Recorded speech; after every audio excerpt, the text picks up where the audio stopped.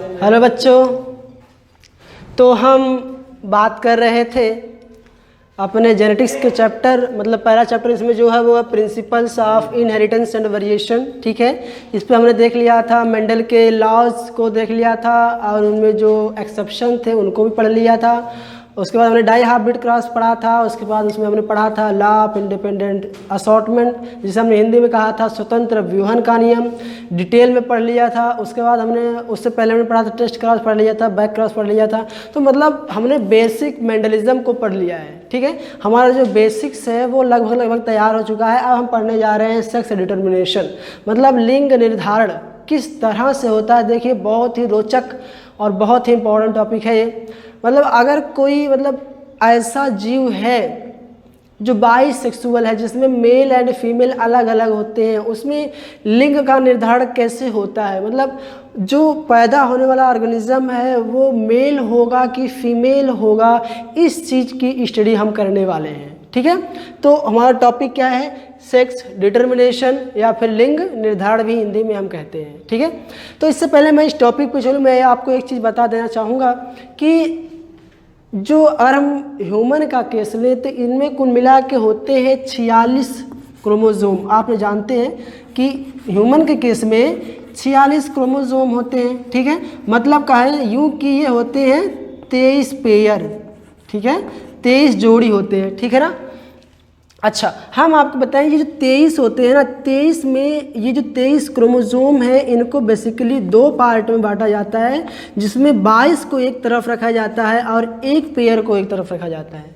ठीक है, देखिए अगर हम ह्यूमन केस की बात करें, मैं एक एग्जांपल ले रहा हूँ समझाने के लिए, अब इसी के थ्रू हम हर ऑर्गेनिज्म का समझ लेंगे। ठीक है, तो ह्यूमन के केस में 46 पेयर क्रोमोसोम होते हैं। ठीक है, मतलब 46 क्रोमोसोम होते हैं, कहने का मतलब 23 पेयर 23 जोड़े होते हैं। ठीक है ना। अब इसमें देखिए 22 जोड़े एक टाइप के होते हैं और एक जोड़ा एक टाइप का होता है। ठीक है, अभी देखिए जो 22 जोड़े हैं ना, इनको कहते हैं ऑटोजोम।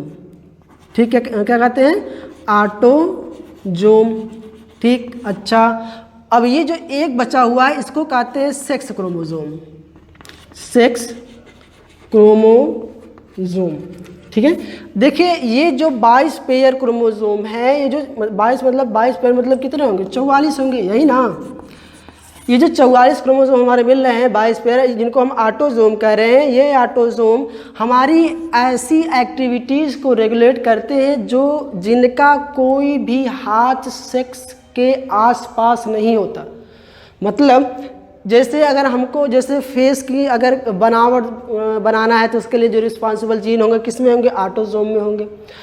अगर हमारे इंटरनल हम कहें लीवर कैसा होगा, पूरी एलिमेंट्री कैनाल कैसी होगी, या फिर हमारा रेस्पिरेटरी सिस्टम कैसा होगा, उसमें किस तरह की मैकेनिज्म होंगी, मतलब क्या क्या क्रियाएं होंगी, ऐसी सारी क्रियाओं को रेगुलेट करने वाले जीन कहाँ पे होंगे? ऑटोजोम में।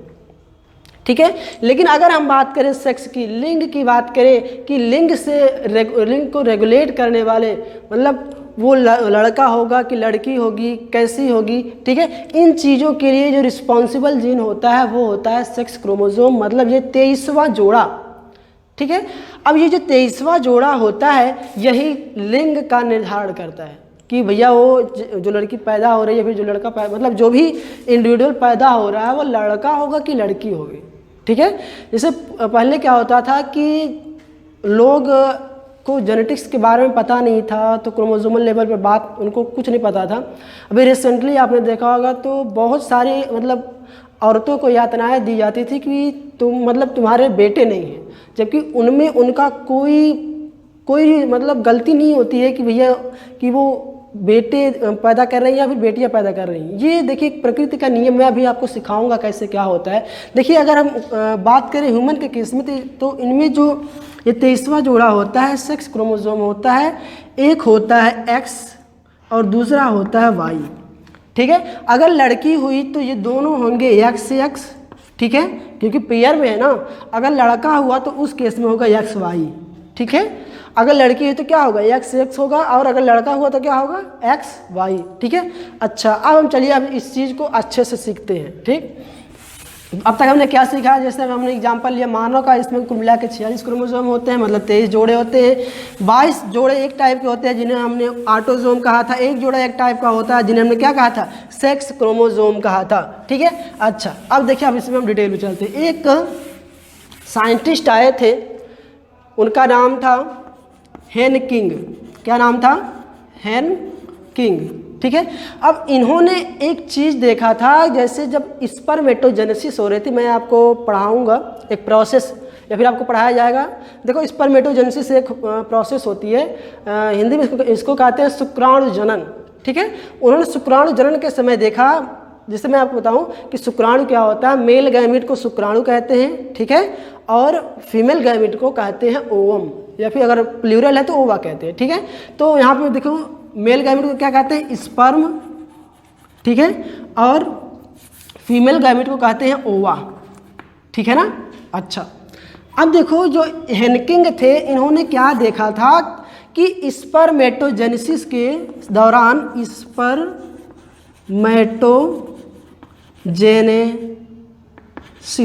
स्पर्मेटोजेनेसिस में बताओ क्या होता है। मतलब स्पर्मेटोजेनेसिस ऐसी प्रोसेस होती है, ऐसी प्रक्रिया होती है जिसके थ्रू स्पर्म को बनाया जाता है। ठीक है, देखो मैं फिर से कह रहा हूँ, स्पर्मेटोजेनेसिस ऐसी प्रक्रिया होती है जिसके द्वारा स्पर्म को बनाया जाता है। ठीक है, उस प्रोसेस को क्या कहते हैं, स्पर्मेटोजेनेसिस। और मैंने आपको बहुत बार सिखाया है कि भैया जब भी गैमीट बनेगा, देखो स्पर्म क्या है, गैमीट है, ओवा क्या है, गैमीट है, दोनों फ्यूज करेंगे आपस में, क्या बनाएंगे, जाइगोट बनाएंगे। ठीक है, और जाइगोट से क्या बनेगा, एम्ब्रियो बनेगा। ठीक, और एम्ब्रियो से कोई जीव बनेगा, ऑर्गेनिज्म बनेगा। ठीक है, तो स्पर्म और ओवा ये क्या है, ये गैमीट है। ठीक है, और गैमीट बनने के लिए अगर ऑर्गेनिज्म डिप्लॉयड है एज लाइक ह्यूमन, तो उस केस में मियोसिस का होना जरूरी है। क्या, मियोसिस। देखो मियोसिस मैंने पहले आपको सिखाया था कि मान लो अगर इस तरह से कोई ऑर्गेनिज्म 2 क्रोमोसोम कंटेन कर रहा है, ये मान लीजिए कोई सेल है, अगर मियोसिस इसमें होती है तो एक क्रोमोसोम एक सेल में जाएगा, मतलब एक गैमीट में जाएगा, और जो दूसरा क्रोमोसोम होगा दूसरे गैमीट में जाएगा। यही सिखाया था ना, यही सिखाया था ना आपको कि मियोसिस के दौरान क्या होता है, जब गैमीट बन रहा होता है तो उस समय किसी सेल के अगर जितने भी क्रोमोसोम होते हैं 2 इक्वल हाफ्स में बढ़ जाते हैं, मतलब 2 बराबर भागों में बढ़ जाते हैं, और आधा क्रोमोसोम एक सेल में आ जाता है, मतलब एक गैमीट में आ जाता है, और आधा क्रोमोसोम दूसरे गैमीट में चला जाता है। इतना हमने सीख रखा है, बहुत पहले से इन चीज़ों को हम जानते हैं, मैंने जेनेटिक्स में आपको शुरू में ही सिखाया था। ठीक है, अच्छा, तो हेनकिंग साहब ने क्या देखा था कि स्पर्मेटोजेनेसिस जब हो रही थी ना, कुछ इंसेक्ट के केस में उन्होंने देखा था, कीड़ों के, मतलब यूँ कहे कि इंसेक्ट मतलब होता कीड़ा। ठीक, इंसेक्ट।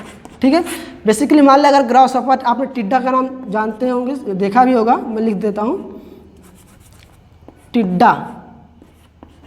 ठीक है, तो इन्होंने, हेनकिंग ने इंसेक्ट में स्पर्मेटोजेनेसिस के दौरान देखा कि न्यूक्लियस में, मतलब जैसे अगर मान लो केंद्रक है तो केंद्रक में देखो न्यूक्लियस होगा ना। अब उन्होंने ये देखा था कि न्यूक्लियस में कुछ ऐसी संरचना है, ऐसी कोई स्ट्रक्चर है जो स्पर्मेटोजेनेसिस के दौरान, ठीक है, स्पर्मेटोजेनेसिस के दौरान जैसे जितने भी गैमीट बन रहे हैं उनमें आधों में जा रहे हैं और आधे में नहीं जा रहे हैं।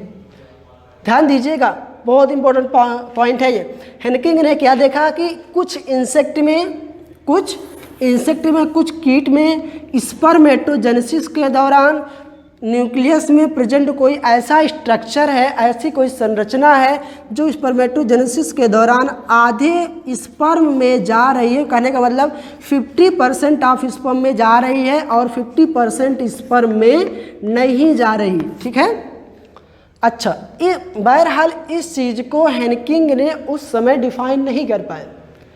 हेनकिंग ये नहीं बता पाए कि ये जो स्ट्रक्चर है, ये जो संरचना है, ये एक्चुअली है क्या। ठीक है, बहुत पहले की बात है ये। तो बाद में ये बताया गया कि, और देखिए एक चीज़ और, हेनकिंग ने इस संरचना को एक नाम दिया था, वो दिया था एक्स बॉडी। क्या नाम दिया था, एक्स बॉडी। देखिए हेनकिंग ने क्या क्या देखा, मैं एक बार फिर से बता देता हूँ।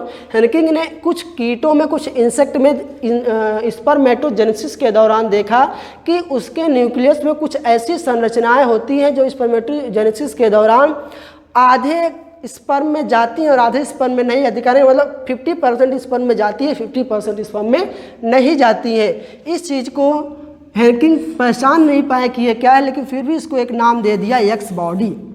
ठीक है, इसके आगे जब डिस्कवरी हुई तो ये बताया गया कि हैंकिंग साहब ने जो देखा था वो कुछ नहीं था, वो था क्रोमोजोम। क्या था?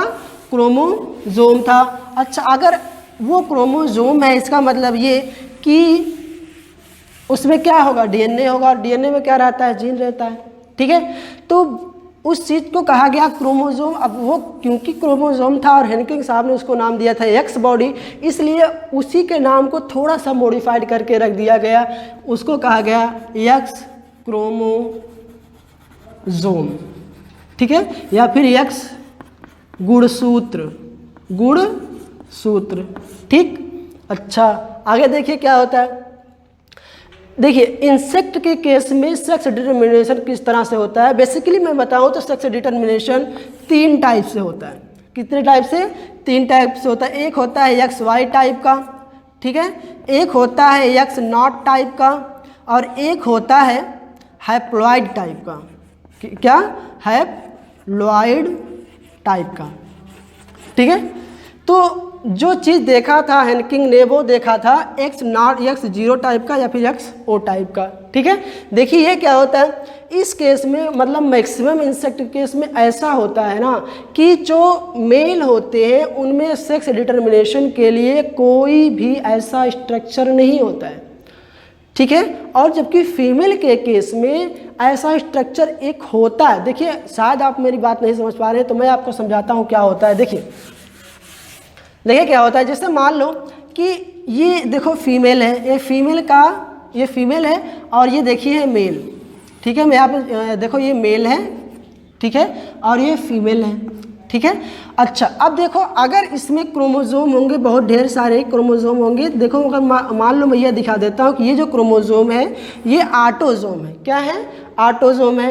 तो इसमें भी कुछ क्रोमोजोम होंगे जो ऑटोजोम होंगे। जितने ऑटोजोम का नंबर बराबर होगा, जितने ऑटोजोम मेल में होंगे उतने ही ऑटोजोम फीमेल में होंगे। ठीक है, मान लेते हैं मेल के केस में कुल ऑटोजोम की संख्या 1 2 3 4 है, तो इसमें भी ऑटोजोम की संख्या कितनी होगी? 4 होगी।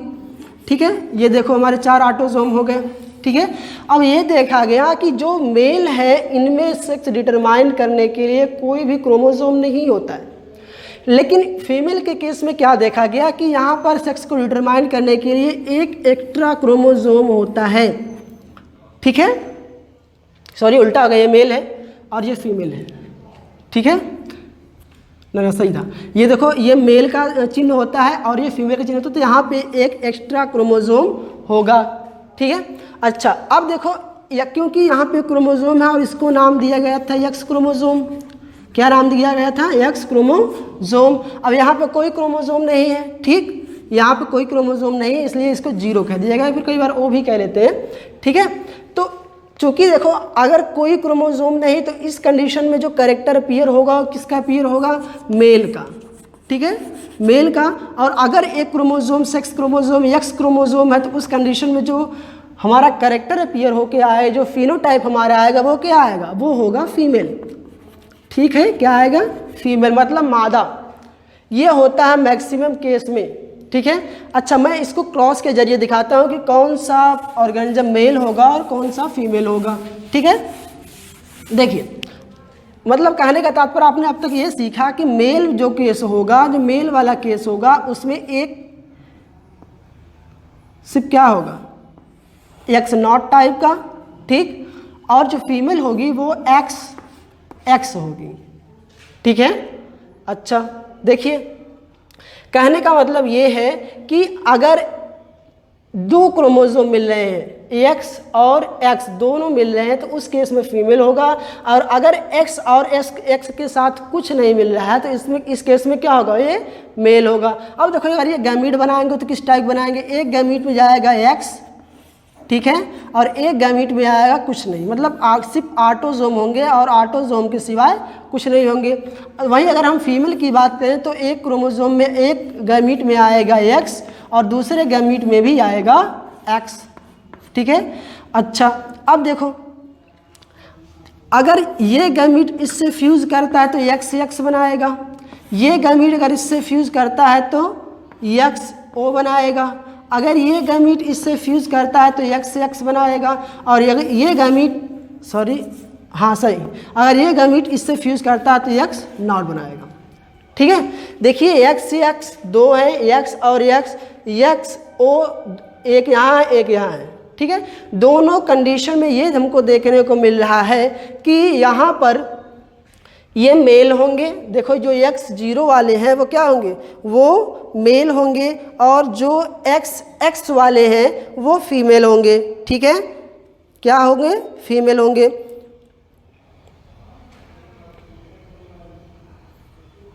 ठीक है ना, तो ये होगा मैक्सिमम इंसेक्ट के केस में। ठीक है, लेकिन एक इंसेक्ट मतलब मैंने मैक्सिमम नाम लिया है, सबका नाम नहीं लिया है।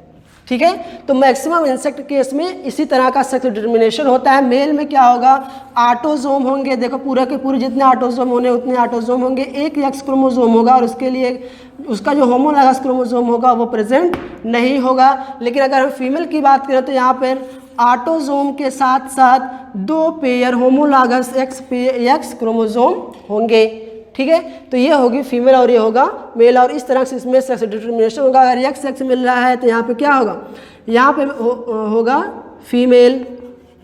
ठीक है, और अगर एक्स नॉट मिल रहा है तो ये केस क्या होगा, मेल।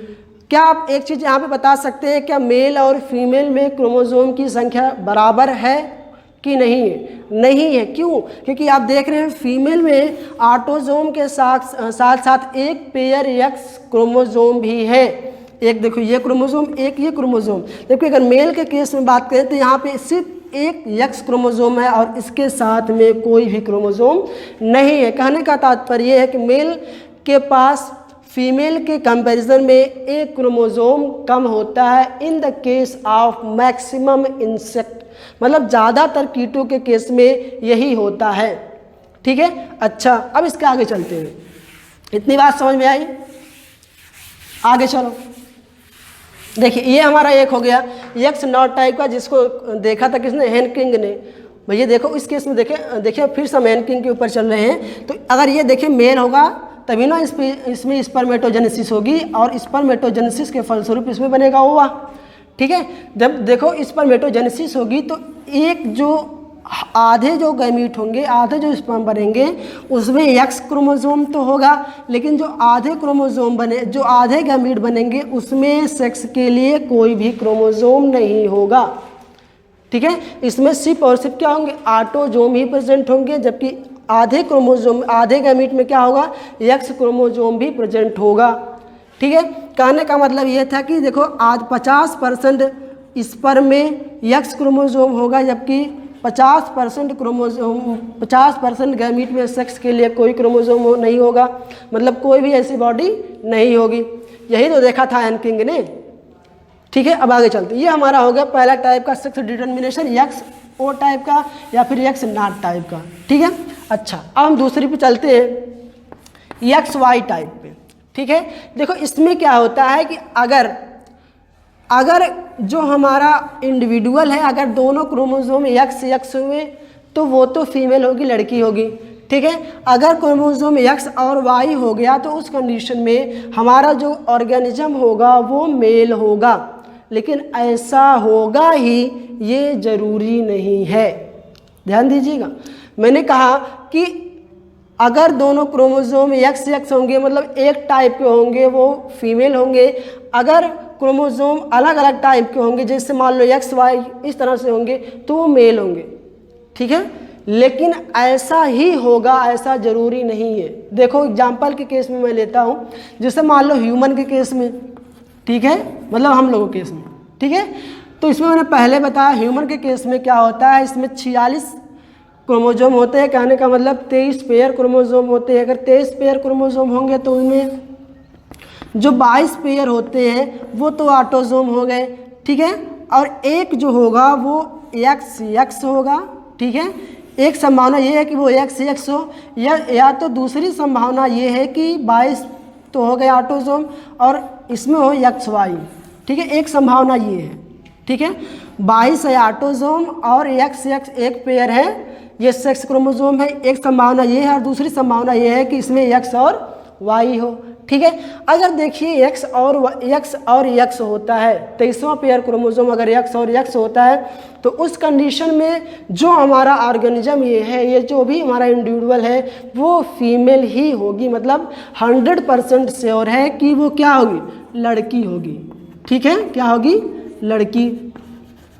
अच्छा, अगर मान लीजिए एक X और एक Y है तो इस कंडीशन में ये श्योर है कि वो 100% श्योर है कि वो क्या होगी, लड़का होगा, ठीक है। अच्छा, देखिए बड़ी सुंदर बात है ये कि अगर XX होगा तो क्या होगी, लड़की, और अगर XY होगा तो क्या होगा, लड़का, ठीक है। अब देखो जो लोग कहते हैं कि जैसे औरतों को बहुत लोग ताना मारते हैं कि तुम्हारे पास लड़के नहीं हैं, इसमें तुम्हारी गलती है और किसी की गलती नहीं है, तुमने पिछले जन्म में कोई पाप किया होगा, बहुत बड़ा पाप किया होगा, इसलिए तुम्हारे पास मतलब लड़का नहीं है, सिर्फ लड़कियां हैं, ऐसे लोग कहते हैं। लेकिन साइंस कहती है कि ऐसा नहीं है, ये प्रकृति का खेल है। लड़का होगा कि लड़की होगी ये मतलब स्त्री को डिसाइड करने का अधिकार नहीं है, ये नेचर डिसाइड करती है। देखो किस तरह से, देखो ये मान लो मेल हमारा है, ठीक है। मेल के केस में जो क्रोमोसोम होगा, सेक्स क्रोमोसोम में क्या होगा, X और Y। मैं ऑटोसोम को नहीं ले रहा हूँ क्योंकि ऑटोसोम मेल और फीमेल में दोनों में बराबर होता है, वही होता है, सेम होता है, कोई अंतर नहीं होता, ठीक है। अच्छा, ये देखो मेल के केस में होगा X और X, ठीक है। और अगर फीमेल होगा तो उस कंडीशन में X और Y होगा, ठीक है। यहाँ पे मैं लिख देता हूँ फीमेल, ठीक है, X और X, ठीक है। अब मान लो जब ये गैमीट फॉर्मेशन करेंगे, कहने का मतलब गैमीटोजेनेसिस करेंगे, तो उस कंडीशन में देखो आधे गैमीट में ये वाला आएगा X, ठीक है। ये देखो X कंटेनिंग गैमीट, और एक मतलब आधे ऐसे होंगे जिनमें Y गैमीट आएगा, मतलब Y क्रोमोसोम आएगा, ऐसे गैमीट बनेंगे कि नहीं बनेंगे। देखो बहुत सिंपल, बहुत आसान है। अगर ये दोनों क्रोमोसोम हैं X और Y, देखो एक क्रोमोसोम ये है, एक क्रोमोसोम ये है, इसको हम कह रहे हैं X, इसको कह रहे हैं Y। जब गैमीट फॉर्मेशन होगा तो ये वाला क्रोमोसोम एक गैमीट में जाएगा, ठीक है, और ये वाला क्रोमोसोम एक गैमीट में जाएगा। यही तो मेंडल साहब ने कहा था। तो इसी तरह से गैमीट फॉर्मेशन हमने कर लिया। अब सेम वे इसमें भी करेंगे। इसमें क्या होगा, एक गैमीट में जाएगा और ये एक गैमीट में जाएगा, मतलब एक ऐसा गैमीट होगा जिसमें X होगा, दूसरा भी ऐसा गैमीट होगा जिसमें X ही होगा। कहने का मतलब ये है कि जो मेल होते हैं वो दो टाइप के यहाँ पे गैमीट बनाएंगे, एक X टाइप का, एक Y टाइप का। बल्कि जो फीमेल होंगी वो क्या बनाएंगे, X और X टाइप का, ठीक है। अच्छा, अब देखो जब गैमीट बन गए, ये क्या है, स्पर्म है मेल वाले, ठीक है, और ये क्या है, ओवा, ठीक है। बड़े ध्यान से देखिए कि बहुत इंपॉर्टेंट टॉपिक है। ये हो गए स्पर्म और ये क्या हो गई, ओवा, ठीक है।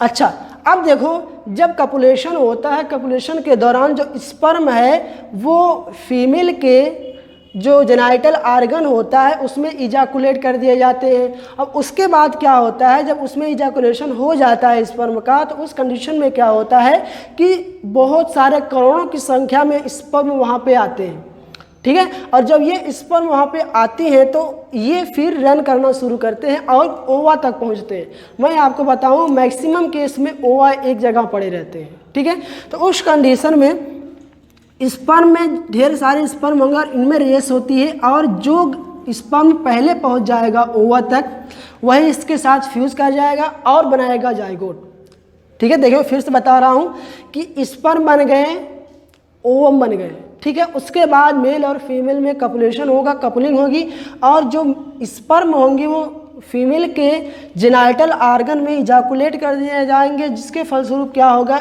कि जो स्पर्म है, स्पर्म के बीच में रेसिंग होंगी और वो जाएंगे कहाँ तक, ओवा तक जाएंगे। ये मैक्सिमम देखिए 50% ये प्रोबेबिलिटी है कि X वाले गैमीट जो है वो ओवा को फ्यूज करें, और 50% ये प्रोबेबिलिटी है कि Y chromosome containing gamete X इस ओवा को फ्यूज करे, ठीक है। देखो उस कंडीशन में क्या होगा, अगर X वाला X को फ्यूज करता है तो X बनेगा। कहने का तात्पर्य क्या है, लड़की बनेगी।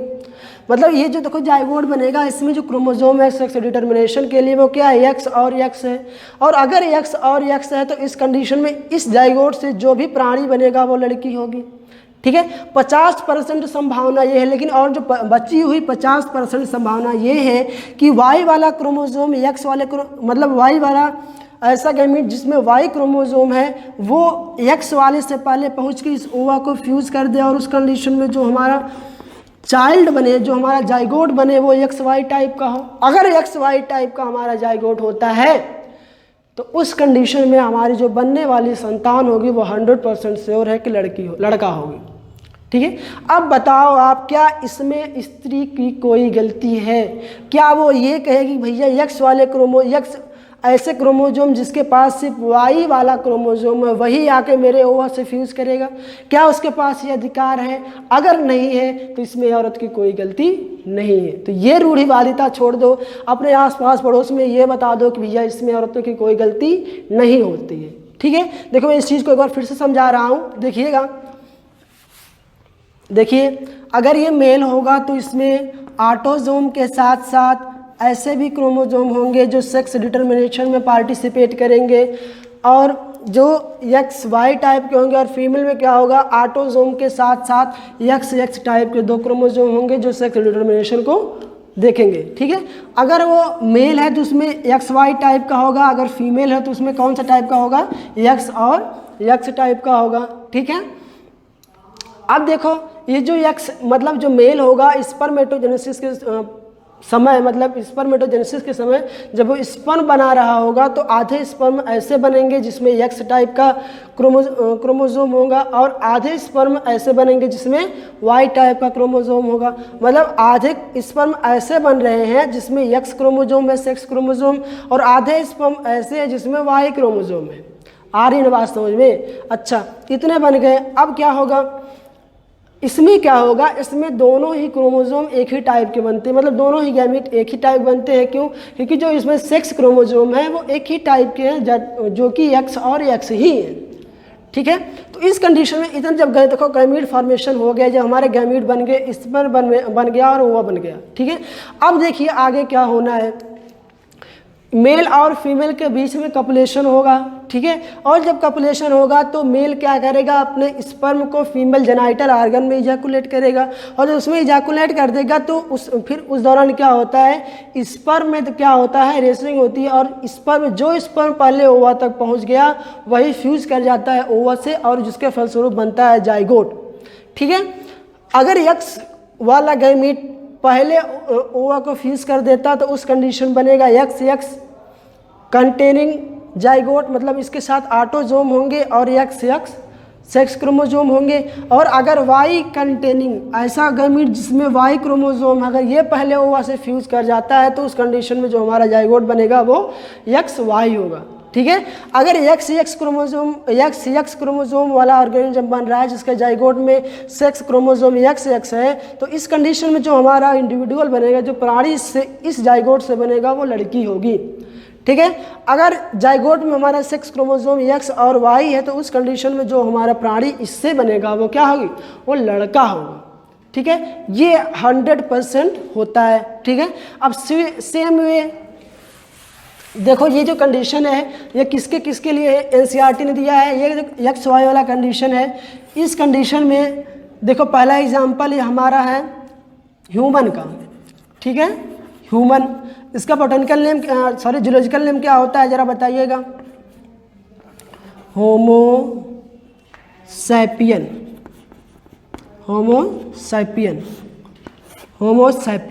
ठीक है, होमो सैपियन एक एग्जाम्पल होगा। और दूसरा एग्जाम्पल देखो इसके लिए क्या कहा गया, ड्रोसोफिला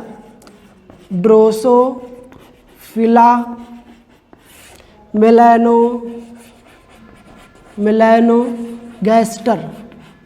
ठीक है, तो 2 एग्जाम्पल दिए गए एनसीईआरटी में एक्स वाई टाइप के क्रोमोसोम में, पहला है होमो सैपियन, दूसरा है ड्रोसोफिला मेलानोगैस्टर। इन दोनों ही केस में एक्स वाई टाइप का सेक्स डिटर्मिनेशन होता है। अब देखो इसमें जो मेल है वो एक्स वाई टाइप का है, मतलब ये कैसा है, हेटेरोजाइगस है कि नहीं है, कैसा है, हेटेरोजाइगस है।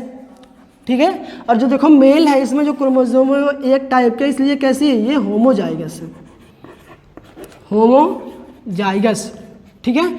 अब चूंकि ये हेटेरोजाइगस है और इससे जो गमीट बनेंगे वो अलग अलग टाइप के होंगे, इसलिए इस कंडीशन में, जिस कंडीशन में मेल अलग अलग होंगे वो उसको कहा जाएगा हेटेरोगैमेटिक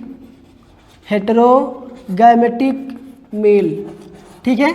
देखो फिर से बता दे रहा हूँ क्या होता है कि अगर मेल में जो क्रोमोसोम है वो अलग अलग टाइप के हैं तो ये हेटेरोजाइगस कंडीशन है, ठीक है। इसलिए ऐसे मेल को जिसमें अलग अलग टाइप के क्रोमोसोम हो उसको क्या कहेंगे, हेटेरोगैमेटिक मेल, ठीक है। हेटेरो मतलब होता है अलग अलग, गैमेटिक मतलब होता है गैमीट, देखो मतलब अलग अलग गैमीट जिसे बने उसके क्या कहेंगे, हेटेरोगैमेटिक। अगर देखो मेल है तो मेल कह देंगे, अगर इस कंडीशन में फीमेल मिलती है जिसमें क्रोमोसोम अलग अलग टाइप के हैं तो उस कंडीशन में कहेंगे हेटेरोगैमेटिक फीमेल, ठीक है। मैं आपको दिखाता हूँ, ये तो हो गया किसका किसका, होमोसैपियन का हो गया और ड्रोसोफिला मेलैनोगैस्टर का हो गया, ठीक है। अब देखो एक और एग्जांपल आता है एक्स वाई टाइप के सेक्स डिटर्मिनेशन में जिसका नाम है पक्षी। पक्षी तो आपने जानते होंगे कि पक्षियाँ क्या होती हैं, जैसे मुर्गी, हाँ, और मोर और गौरैया, इस टाइप की जो ऑर्गेनिज्म होती हैं जिनके बोन मैरो में एयर सैक पाए जाते हैं, पक्षी होती हैं, ठीक है। अब मैं बताऊं कि पक्षियों के केस में ना थोड़ा सा उल्टा होता है। इसमें क्या होता है, जो मेल होते हैं वो एक टाइप के होते हैं, इनमें जो सेक्स क्रोमोसोम होते हैं वो होता है जेड, ठीक है। जैसे हम लोगों को क्या हुआ था, एक्स हुआ था, तो यहाँ पे जेड है, बहुत ज़्यादा अंतर नहीं है, ठीक है। लेकिन ये कैसा है, ये मेल है, क्या है, मेल है। और मेल को कैसे लिखते हैं, ऐसे लिखते हैं, ठीक है। तो मेल जो होगा वो जेड होगा और जो फीमेल होगी वो कैसी होगी, वो होगी ZW, ठीक है। इस कंडीशन में देखो इससे जो गैमीट बनेंगे वो एक टाइप के होंगे और जो फीमेल से जो गैमीट बनेंगे, देखो जो फीमेल से गैमीट बनेंगे वो अलग अलग टाइप के होंगे। क्यों, देखो क्योंकि इसमें एक जो क्रोमोसोम है सेक्स डिटरमाइनिंग क्रोमोसोम वो Z है और एक जो सेक्स डिटरमाइनिंग क्रोमोसोम वो W है, ठीक है। इसलिए ऐसी फीमेल को जिनके पास अलग अलग टाइप के क्रोमोसोम हो, जिससे अलग अलग टाइप के गैमीट बने, ऐसी फीमेल को कहते हैं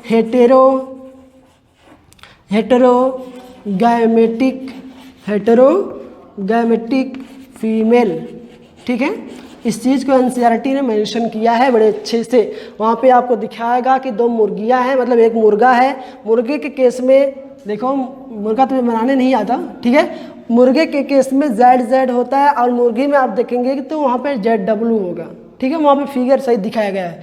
तो इस कंडीशन में देखो क्या होगा, जब गैमीट फॉर्मेशन होगा तो एक ऐसे आप 50% गैमीट ऐसे बनेंगे जिसमें Z क्रोमोसोम होगा और 50% ऐसे बनेंगे जिसमें Z ही क्रोमोसोम होगा।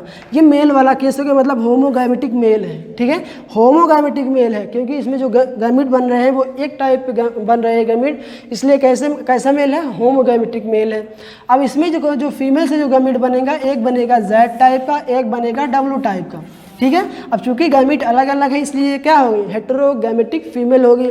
अच्छा, अब इसमें देखो क्रॉस करा लो आप, कुछ नहीं है, Z हो रहा है तो कैसा होगा, ये मेल होगा, और अगर Z और W हो रहा है तो ये क्या होगा, ये फीमेल होगा, ठीक है। सिर्फ इतना ही था, ठीक है। तो हमने पहला क्या पढ़ा, X0 टाइप का सेक्स डिटर्मिनेशन जो कहाँ था, ज़्यादातर इंसेक्ट में था, जैसे ग्रासहॉपर का हमने नाम लिया था, टिड्डी का नाम लिया था, ठीक है, क्या, ग्रास हॉपर टिड्डा। और दूसरा हमने क्या पढ़ा, XY टाइप का सेक्स डिटर्मिनेशन, इसमें हमने एग्जांपल लिया था होमोसैपियन का, किसका, होमोसैपियंस, ठीक है। और दूसरा एग्जांपल इसमें क्या था, ड्रोसोफिला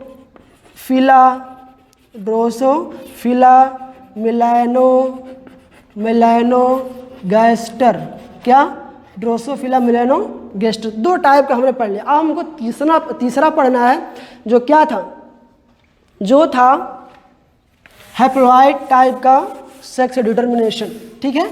देखो मैं आपको बताऊं कि पहले ये डिप्लॉइड और हैप्लॉइड क्या होता है, मैं बार बार कहता हूं कि डिप्लॉइड हैप्लॉइड ये एक्चुअली होता क्या है, मैं आपको बताता हूं कि ये क्या होता है। देखो अगर गैमीट फॉर्मेशन के दौरान देखो जो सेल डिवीज़न होता है, आपने पढ़ा होगा कि जो कोशिका विभाजन होता है, सेल डिवीज़न होता है, सेल डिवीज़न जो होता है बेसिकली दो टाइप का होता है, ठीक है।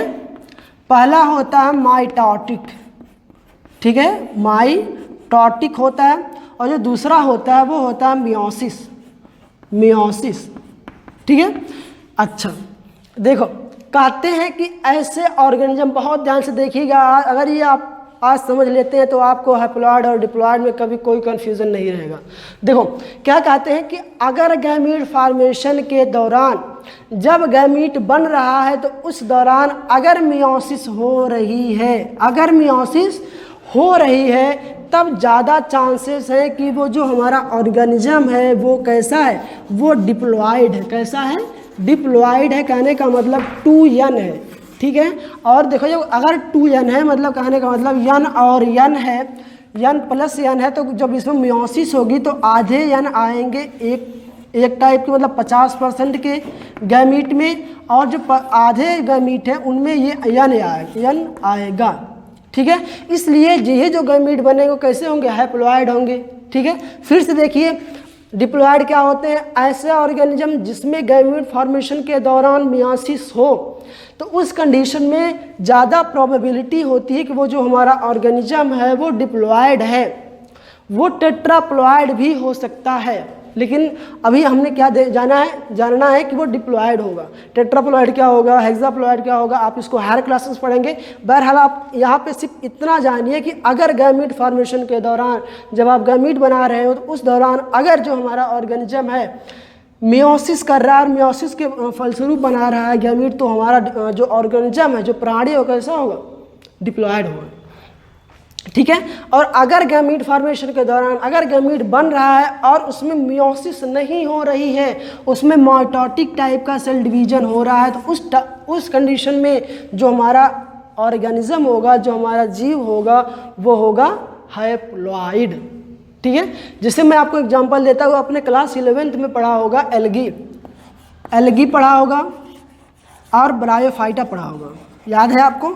एल्गी और ब्रायोफाइटा, इन दोनों ही केस में जब आप गैमीट बनाते थे तो वहाँ पे माइटोटिक डिवीजन होता था, याद है आपको? माइटोटिक डिवीजन होता था, सिंपली सेल डिवाइड करती थी और गैमीट बनाती थी। गैमीट फ्यूज होकर फिर जाइगोट बनाते थे, बहुत ही शॉर्ट टाइम के लिए एक छोटा सा उसमें स्ट्रक्चर बनता था जिसको हम स्पोरोफाइट कहते थे, याद है आपको? तो देखो, जैसे देखो हैप्लॉइड का एग्जांपल मैं आपको दे रहा हूँ, एल्गी और ब्रायोफाइट है, ठीक है। और डिप्लॉइड का, अगर ब्रायोफाइट को आप छोड़ दें तो जैसे pteridophyte, gymnosperm, angiosperm plant kingdom में डिप्लॉइड होते हैं, ठीक है। बहरहाल मैं यहाँ पे स्ट्रक्चर डिटर्मिनेशन की बात कर रहा हूँ जीवों में। तो दो चीज़ें आती है, एक होता है हैप्लॉइड और एक होता है डिप्लॉइड, जिस चीज़ को हमने सीख लिया। देखो, आपने एक नाम सुना होगा, बहुत फेमस है, जानते होंगे आप, हनी बी को। हनी बी आप जानते हैं ना? हनी बी मतलब होता है मधुमक्खी, ठीक है, जो भी होता है इसका मतलब होता है मधुमक्खी, हनी बी, ठीक है। देखो इस केस में सेक्स डिटर्मिनेशन कैसे होता है, बहुत रोचक तथ्य है ये सेक्स डिटर्मिनेशन हनी बी के केस में। अब तक हमने क्या देखा कि या तो एक्स होगा या तो वाई होगा, या फिर यक्स होगा, यक्स 0 होगा, या फिर यक्स टाइप का होगा। दो केस हमने पढ़े हैं, वो तो भैया कुछ हद तक ठीक था, लेकिन ये जो है ये भाई साहब सबसे अलग है। इसमें क्या कहते हैं कि इनमें देखो जो फीमेल होंगी, जो क्वीन होंगी, देखो इसमें क्या होता है ना, मधुमक्खी में बड़ा मतलब शाही जीवन होता है। इसमें एक रानी होती है, क्या होती है? रानी, ठीक है, ये मान लो हमारी रानी है। और ये एक होता है राजा, क्या होता है? राजा। और इसकी और सैनिक होते हैं और कुछ वर्कर होते हैं, इस तरह से इनकी पूरी कम्युनिटी होती है, बना के रहते हैं। मतलब एक तरह से समझो ना कि तानाशाही जीवन व्यतीत करते हैं ये लोग। तो इसमें राजा का बहुत ज़्यादा इंपॉर्टेंस नहीं होता है, सिर्फ मतलब जब पॉपुलेशन करना होगा तभी राजा की ज़रूरत होगी, फिर इसको राजा को मार के भगा दिया जाता है, उनको मतलब छत्ते से ही भगा दिया जाता है। और उनके जो सैनिक मक्खियाँ होती हैं ज़्यादातर इसको मार ही डालती हैं, ठीक है। तो मतलब इनमें जो हुकूमत होती है वो महारानी की होती है, क्वीन की होती है। ठीक है, तो देखो मैं बताता हूँ, क्वीन के केस में ये जो क्वीन होती है वो डिप्लॉयड टाइप की होती है। ठीक है, क्या होती है? 2n टाइप की। ठीक है, और जो मेल होता है बेचारा वो होता है हैप्लॉयड टाइप का। कहने का मतलब ये है कि जब ये गैमीट बनाएगा तो ये माइटोसिस करेगा। क्या करेगा? माइटोसिस, सेल डिवीज़न करेगा, और माइटोसिस के फलस्वरूप जो गैमीट बनेगा वो आपको पता है कि इसमें कोई रिडक्शन होने वाला नहीं, जिससे जैसा हमारा पिता है वैसा इसका गैमीट होगा। ठीक है, अच्छा, लेकिन ये जो देखो महारानी साहिबा है, ये जब गैमीट बनाएंगी तो देखो 2n मतलब n + n, तभी ना 2n होगा। अब ये जब ये गैमीट बनाएंगी तो आधा n जाएगा एक टाइप के गैमीट में, ठीक है, और आधा n जाएगा एक टाइप गैमीट में। मतलब इसमें ये जो गैमीट बनेंगे वो कैसे बनेंगे? मियोसिस से। ठीक है, मियोसिस होगा, और मियोसिस के फलस्वरूप गैमीट बननी है। ठीक है ना? अच्छा, अभी देखो क्या होगा। अगर मेल गैमीट फीमेल गैमीट से फ्यूज कर गया और 2n बना लिया, क्या? अगर मेल गैमीट फीमेल गैमीट से फ्यूज कर गया और 2n बना लिया तो उस कंडीशन में जो हमारा बनने वाला प्राणी होगा वो कैसा होगा? वो होगा फीमेल। कैसी होगी? फीमेल होगी। देखो, अगर मेल गैमीट देखो, और ये जो मेल गैमीट है फीमेल गैमीट से फ्यूज कर गई तो उस कंडीशन में जो बनने वाली हमारी ये जाइगोट है, जाइगोट से जो हमारी मधुमक्खी बनेगी, मधुमक्खी, वो होगी कैसी? फीमेल। कैसी होगी? फीमेल होगी, मतलब मादा होगी। ठीक है, अगर ऐसा नहीं होता है, अगर ऐसा नहीं होता है, कहने का तात्पर्य ये है कि जो फीमेल गैमीट है, जो दूसरा फीमेल गैमीट है, अगर यही डेवलप करके क्या कर जाए? यही डेवलप कर जाए और डेवलपमेंट के फलस्वरूप नई मधुमक्खी बनाए, नई मधुमक्खी, ठीक है, बनाए, तो ये जो मधुमक्खी होगी वो होगी मेल। देखिएगा, बहुत रोचक पॉइंट है। हनी बी में जो सेक्स डिटर्मिनेशन होता है वो बड़ा ही अजीबोगरीब टाइप का होता है। ये हैप्लॉयड और डिप्लॉयड टाइप का होता है। इसमें जो रहती हैं मधुमक्खियाँ बड़ी तानाशाह टाइप की होती हैं, मतलब राजा और रानियाँ टाइप की होती हैं। जो रानियाँ होती हैं वो डिप्लॉयड होती हैं और जो राजा होते हैं बेचारे हैप्लॉयड होते हैं। राजा का इसमें बहुत ज़्यादा रोल नहीं होता है कॉलोनी को चलाने में, मतलब गाँव परिवार को चलाने में। इसमें राजा नहीं करता है, रानी करती है। राजा का सिर्फ काम इतना ही होता है कि वो रानी को फर्टिलाइज करे, ठीक है, और एक बार जब रानी फर्टिलाइज हो गई तो वो बराबर अंडे देती रहती है। ठीक है, तो ये बहरहाल यहाँ की कहानी नहीं, जब आपको मधुमक्खी पढ़ाया जाएगा तो बताया जाएगा।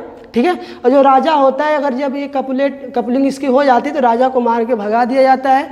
और मैक्सिमम कंडीशन ये आती है कि जब इसको भगा दिया जाता है तो या तो इसको सैनिक मक्खियाँ मार डालती है या तो फिर ये बेचारा भूख प्यास से मर जाता है। ठीक है, अच्छा, अब देखो, अगर राजा है तो ये गैमीट बनाएगा, और जो गैमीट बनाएगा तो गैमीट माइटोसिस के फलस्वरूप बनेगा, और वो गैमीट वैसा ही होगा जैसा कि राजा होगा। मतलब जितने गैमीट राजा में होंगे जितने क्रोमोसोम राजा के सेल में होंगे उतने ही क्रोमोसोम राजा के द्वारा बनाए गए गैमीट में होंगे। ठीक है, क्योंकि ये कैसा होता है? हैप्लॉयड होता है। ठीक है, और जो रानी होती है वो डिप्लॉयड होती है। कहने का मतलब यन टाइप की होती है, 2n टाइप की होती है। तो इसमें जो गैमीट बनता है वो मियोसिस के फलस्वरूप बनता है, और इसमें इसके मतलब यन और यन टाइप के 50-50% बनते हैं। अगर मेल गैमीट मतलब राजा का गैमीट और रानी का गैमीट फ्यूज करता है तो उस कंडीशन में जो हमारा जाइगोट बनेगा और जाइगोट से जो हमारी मधुमक्खी बनेगी वो हमारी फीमेल होगी। ठीक है, अगर ऐसा नहीं हो पाता है, अगर ये जो गैमीट बनाई है रानी यही डेवलप करके मधुमक्खी बनाती है, तो अगर इससे जो मधुमक्खी बनेगी वो कैसी होगी? मेल होगी, मतलब ये राजा होगा। ठीक है, अच्छा, अब इस प्रक्रिया को जिसमें मतलब ये जो फीमेल गैमीट बन रहा है, फीमेल गैमीट से सीधे मधुमक्खी बन रही, इस प्रक्रिया देखो यहाँ से यहाँ तक की प्रक्रिया, मतलब फीमेल गैमीट से मधुमक्खी तक के बनने की प्रक्रिया को, जिसमें कोई फर्टिलाइजेशन जैसा कोई इवेंट नहीं हो रहा है, इसको कहते हैं पार्थेनोजेनेसिस। बहुत इंपॉर्टेंट पॉइंट है, एनसीईआरटी की पॉइंट है ये, इसको अंडरलाइन कर लो, इसको रट लो, पार्थेनोजेनेसिस। ठीक है, अगर देखो फीमेल गैमीट डायरेक्टली मधुमक्खी को बना रही तो इस कंडीशन में ये मेल होगा, ठीक है, ये बात तो अलग है। लेकिन अगर देखो फीमेल गैमीट किसी भी प्राणी को बना रही विदाउट फर्टिलाइजेशन इवेंट, तो ऐसे प्रोसेस को कहते हैं पार्थेनोजेनेसिस, ठीक है। अच्छा, अब देखो ये जो फीमेल बनी है यहाँ पे फर्टिलाइजेशन के फलस्वरूप, ये जो फीमेल होंगी या तो होंगी रानी, ठीक है, या तो होंगी भरने वाली पानी मतलब वर्कर, नौकरानी, ठीक है। इसमें मेल पूरे कॉलोनी में आपको देखने को नहीं मिलेंगे। इसमें सिर्फ रानी होंगी, वर्कर होंगे, सोल्जर होंगे जो कि फीमेल ही होंगे, ठीक है। यहाँ मतलब लड़कियों का राज होता है, ठीक है। तो ये हो गया पूरा सेक्स डिटर्मिनेशन। तो हमने सेक्स डिटर्मिनेशन को पढ़ लिया। सेक्स डिटर्मिनेशन क्या होता है, इसमें हम ये पढ़ते हैं कि हमारा जो बनने वाला प्राणी है वो मेल होगा कि फीमेल होगा। अब अगर मेल होगा तो मतलब सेक्स डिटर्मिनेशन कितने टाइप का हो सकता है, हमने पढ़ा 3 टाइप का हो सकता है। एक हो सकता है X0 टाइप का, दूसरा हो सकता है XY टाइप का, तीसरा हो सकता है प्लॉइड टाइप का। X0 टाइप किसमें होता है, X0 टाइप मैंने देखा था होता है मैक्सिमम इंसेक्ट में होता है, ठीक है। XY टाइप का मैंने आपको पढ़ाया था पक्षियों में होता है, ह्यूमन में होता है, एनसीईआरटी ने दिया है ह्यूमन में, और ड्रोसोफिलम 3 एग्जाम्पल दिए गए हैं आपको एनसीईआरटी में। और हैप्लॉइड केस में आपको दिया गया है, आपको बी मतलब हनी बी का केस दिया गया है, ठीक है। तो इतना टॉपिक, इतना कंटेंट आपके एनसीईआरटी में दिया गया था जो जितना मैंने आपको पढ़ा दिया है, ठीक है। अब इसके बाद जो अगली टॉपिक आती है वो आती है म्यूटेशन। क्या आता है, म्यूटेशन, ठीक है। देखिए मैं बताता हूँ आपको म्यूटेशन क्या होता है। कुछ नहीं होता है, बहुत सिंपल होता है, आपने अंडरलाइन नहीं करना है क्योंकि ये जनरल और स्पीसीज नहीं है, ठीक है। देखो म्यूटेशन कुछ नहीं होता, म्यूटेशन सिर्फ इतना होता है कि अगर जेनेटिक मटेरियल डीएनए में अचानक से कोई चेंज आ जाए तो ऐसी प्रक्रिया को कहते हैं म्यूटेशन, ठीक है। ऐसी प्रक्रिया को क्या कहते हैं, म्यूटेशन। मैं फिर से बता रहा हूँ क्या होता है कि ऐसी प्रक्रिया जिसमें जेनेटिक मटेरियल डीएनए में अचानक से कोई चेंज आ जाए, इसको क्या कहते हैं, म्यूटेशन। मतलब म्यूटेशन मतलब क्या होगा, अचानक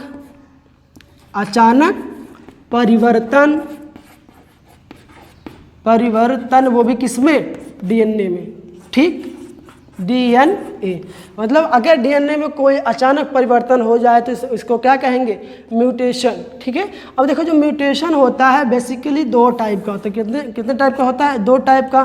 पहला जो होता है उसको कहते हैं पॉइंट म्यूटेशन। क्या कहते हैं, पॉइंट म्यूटेशन, ठीक है ना। अच्छा, और जो दूसरा होता है उसको कहते हैं फ्रेमवर्क, ठीक है, फ्रेमवर्क म्यूटेशन।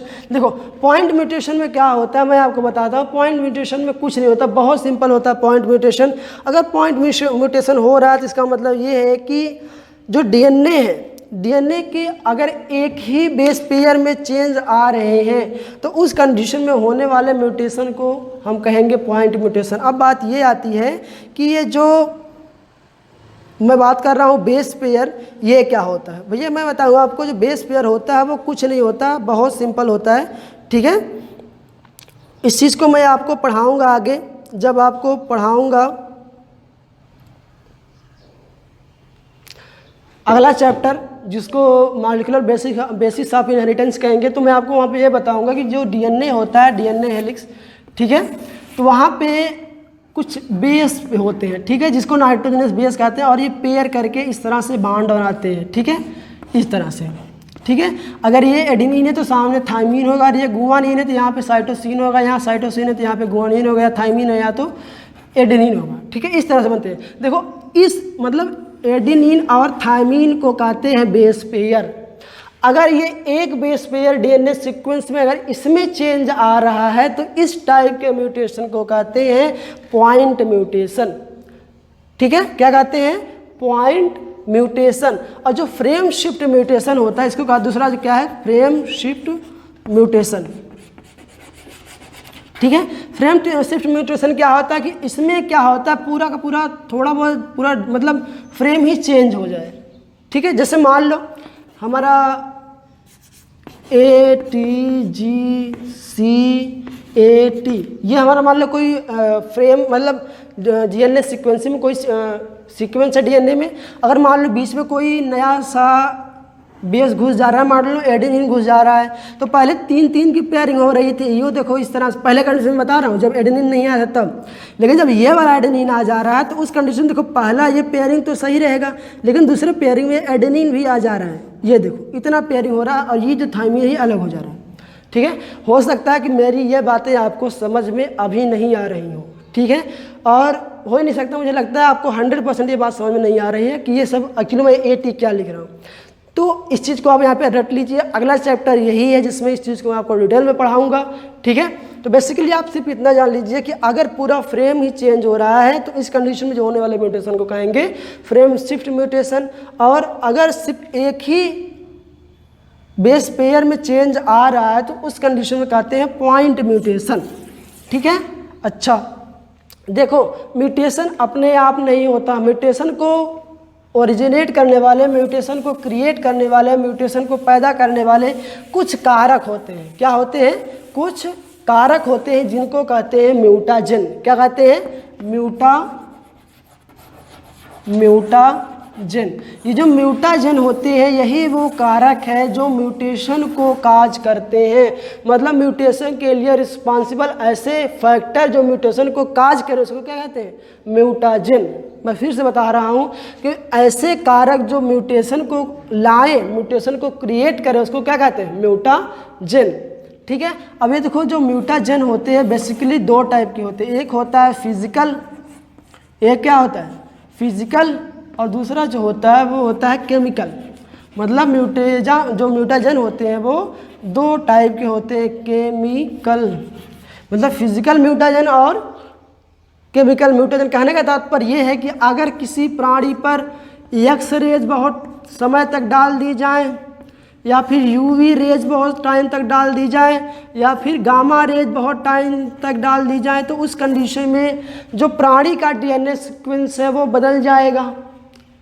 फिर से मैं बता रहा हूँ कि अगर एक्स रेज डाल दी जाए किसी प्राणी पर बहुत समय तक, या फिर यूवी रेज डाल दी जाए किसी प्राणी पर बहुत समय तक, या फिर गामा रेज डाल दी जाए किसी प्राणी पर बहुत समय तक, उस कंडीशन में क्या होगा? प्राणी का जो जेनेटिक मटेरियल DNA है उसमें जो सीक्वेंस है सीक्वेंसिंग में चेंजिंग आ जाएगी। ठीक है, और इसी सीक्वेंसिंग में चेंजेस को ही क्या कहते हैं? म्यूटेशन। ठीक है, बहरहाल इस म्यूटेशन को हम अगले भी कई टॉपिक में पढ़ने वाले हैं, बार बार ये टॉपिक हमको पढ़ने मिलेगा, जब ये जब हम इवोल्यूशन पढ़ेंगे तो उसमें भी मिलेगा। ठीक है, तो बहुत ज़्यादा मैटर नहीं करेंगे। तो जो म्यूटाजेन है एक टाइप तो फिजिकल हो गया, फिजिकल म्यूटाजेन जिसमें एक्स रेज हमने पढ़ा, और ये देखो पढ़ा हमने यूवी रेज पढ़ा और गामा रेज पढ़ा, और केमिकल में देखो जैसे NH3 ये भी म्यूटेशन काज करता है। एसिटिक एसिड आप जिसको सिरका कहते हैं, एसिटिक एसिड ये भी म्यूटेशन काज करता है। फिनॉल आपने नाम सुना होगा, फिनॉल भी म्यूटेशन काज करता है। कहने का मतलब ये देखो म्यूटेशन क्या होता है? म्यूटेशन मतलब होता है सडन चेंज, अचानक परिवर्तन अगर जेनेटिक मटेरियल में हो रहा है तो इसको कहते हैं म्यूटेशन। और ये म्यूटेशन होता है दो टाइप का होता है, एक होता है पॉइंट म्यूटेशन, दूसरा होता है फ्रेम शिफ्ट म्यूटेशन। ठीक है, फ्रेम शिफ्ट म्यूटेशन। अच्छा, फिर मैंने बताया कि पॉइंट म्यूटेशन क्या होता है कि अगर जेनेटिक मटेरियल में एक ही बेस पेयर में चेंज आ रहा है तो उसको कहते हैं पॉइंट म्यूटेशन। और दूसरा क्या होता है कि अगर मतलब पूरा फ्रेम ही थोड़ा बहुत चेंज हो जाए तो उसको क्या कहेंगे? Frame shift mutation. अब मैंने ये बताया कि म्यूटेशन अपने आप नहीं होता, म्यूटेशन को किया जाता है, और जो म्यूटेशन को उत्पन्न करता है उसको कहते हैं म्यूटाजेन। ठीक है, अब ये जो म्यूटाजेन होते हैं दो टाइप के होते हैं, फिजिकल म्यूटाजेन और केमिकल म्यूटाजेन। फिर मैंने फिजिकल म्यूटाजेन के आपको एग्जांपल बताया, जैसे एक्स रेज जिसको एक्स ग्रेड कहते हैं, आप जैसे कराने जाते हैं आपकी हड्डी फ्रैक्चर हो जाती है। ठीक है, तो आप एक्स रेज कराते हैं, लेकिन अगर आप बार बार एक्स रेज करा रहे हैं तो डॉक्टर आपको मना करता है कि भैया आप इतने जल्दी एक्स रे मत कराइए। क्यों? क्योंकि वहाँ पे म्यूटेशन होने का डर होता है। मैं आपको बताऊँ म्यूटेशन अगर प्लांट के केस में हो रहा है तो वो बेनिफिशियल होता है, 90% की प्रोबेबिलिटी है। लेकिन अगर म्यूटेशन एनिमल के केस में हो रहा है तो ज़्यादातर ये देखा जाता है कि उसमें डिफेक्ट क्रिएट हो जाते हैं। ठीक है, कहने का मतलब उसमें वो हानिकारक ही होता है। ज़्यादातर यूँ कहेंगे 95% जो म्यूटेशन होता है एनिमल के केस में वो हानिकारक ही होता है। तो इसीलिए बार बार एक्सरे नहीं करना चाहिए। तो एक्सरे, यूवी रेज और गामा रेज, ये 3 एग्जाम्पल मैं आपको बताया फिजिकल म्यूटेशन के और जो केमिकल म्यूटेशन के। अमोनिया है, एसिटिक एसिड, फिनॉल, बहुत ज़्यादा मैं एग्जाम्पल नहीं बता रहा हूँ। तो ये हो गया पूरा का पूरा म्यूटेशन खत्म। तो आज के टॉपिक में हमने पढ़ा क्या, सेक्स डिटर्मिनेशन पढ़ा और म्यूटेशन पढ़ा। ठीक है, 2 टॉपिक हमने आज पढ़ा है। ठीक, तब तक अब इसके बाद हम मिलेंगे आपसे अगले लेक्चर में। तब तक आप इस पॉइंट को रिवाइज करके रखिए। ठीक है।